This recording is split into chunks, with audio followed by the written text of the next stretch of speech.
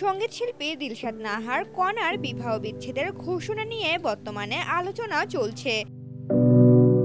যদিও আনুষ্ঠানিকভাবে বিচ্ছেদ সম্পন্ন হয়নি বলে গুঞ্জন রয়েছে। সম্প্রতি গণমাধ্যমের হাতে আসা একটি উকিল নোটিশে কণার ডিভোর্সের সাক্ষীদের নাম উঠে এসেছে। ওয়ালটন এখন দেশের সীমানা পেরিয়ে পৌঁছে গিয়েছে 50টিরও বেশি দেশে। ওয়ালটন, ঘরে ঘরে বিশ্বজুড়ে।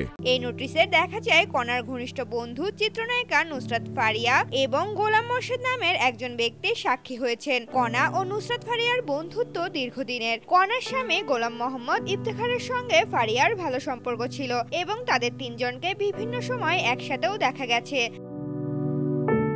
এদিকে ব্যক্তিগত জীবনে নুসরাত ফারিয়া নিজেও সম্প্রতি আলোচনার কেন্দ্রবিন্দুতে ছিলেন। 2020 সালের 21 মার্চ রনি রিয়াদ রশিদের সঙ্গে তার আংটি বদল হলেও পরবর্তীতে তাদের সম্পর্ক ভেঙে যায়। সামাজিক যোগাযোগ মাধ্যমে ফারিয়া নিজেই এই বিষয়টি নিশ্চিত করেছেন।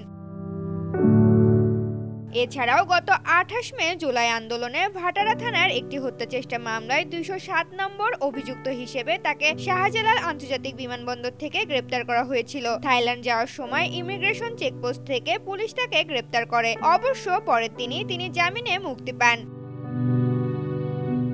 নুসরাত ফারিয়াকে সর্বশেষ গত রোজার ঈদে মুক্তিপ্রাপ্ত কামরুজ্জামান রোমান পরিচালিত জিন 3 সিনেমায় দেখা গেছে। এই সিনেমার মাধ্যমে অর্ধযুগ পর তিনি জাজ মাল্টিমিডিয়ার সঙ্গে কাজ করেছেন। কণার বিবাহ বিচ্ছেদের এই ঘটনায় নুসরাত ফারিয়ার নাম আসার বিষয়টি নতুন করে আলোচনার জন্ম দিয়েছে।